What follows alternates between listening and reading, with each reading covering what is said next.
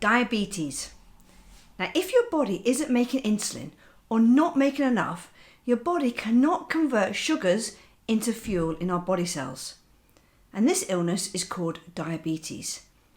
Now, there are around 2.5 million people here in the UK with this condition, and about 500,000 of people who don't actually know they have it. And there are two types of diabetes, type 1 and type 2. Type 1 diabetes is when the body is unable to produce any insulin whatsoever, and this is normally inherited, and it can't be prevented. Whereas type 2 diabetes is sometimes called adult onset diabetes, and often linked to being overweight, so your body cannot produce enough insulin. Type 2 diabetes is more common.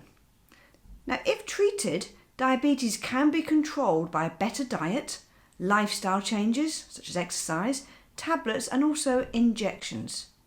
But when things go wrong, then there are two main types of conditions a person can suffer from.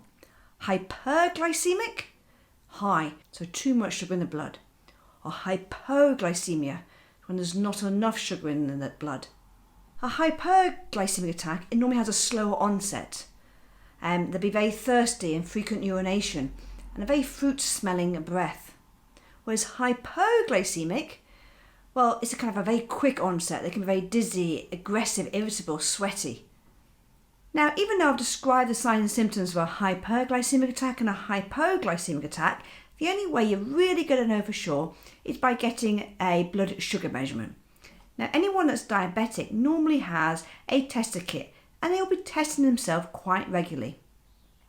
They have to test themselves before food, before exercise, after exercise, because they know it's really important to make sure there's a balance between how much sugar they're taking in and how much energy they're burning.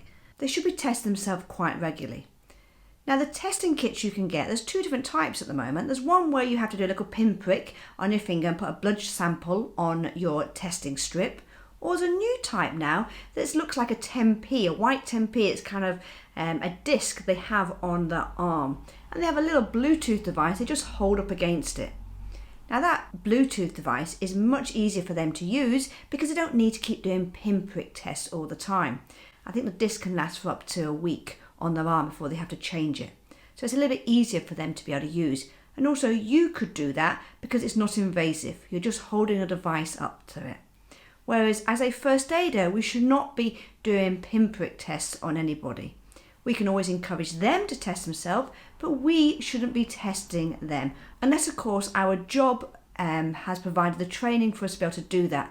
Maybe as we're a childminder or a nursery worker, we might have been given a care plan to put into place. But as a general rule of thumb, a first aider should not be doing that.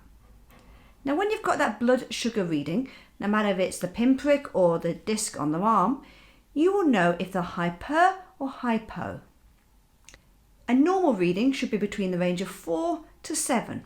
Higher than 7, it will be someone that's hyperglycemic, lower than 4, hypo. And the way you'll treat somebody that's hyper would be giving them their medication, their tablets or their insulin, whatever medication they should be taking, which will bring down their sugar levels. If someone is suffering from hypoglycemic, remember this is quite a quick onset time, then you need to give them sugars in order to bring their sugar levels up. Because if you don't bring them up, they will deteriorate a lot faster. You know, a full fat Coke, some jam, 4 or 5 jelly babies. The glucose gel, glucose tablets are ideal, but they might not always have that available on them, or you might not have that available. So find something you can give them that has some sugar content in there. Now, if you can't test anybody's sugar levels because you haven't got a tester kit or you've not been trained to do so, then I would always, if you are concerned about the signs and symptoms that are being presented in front of you, give them some sugar. You will not hurt somebody who is in a hyperglycemic attack anymore, but you could save someone's life that are in a hypo. And always remember to call the emergency medical services, but give them some sugar. It will not hurt them anymore. So if you can't take a reading, give them some sugar. Don't forget to hit that subscribe button so you don't miss out on any of our important videos.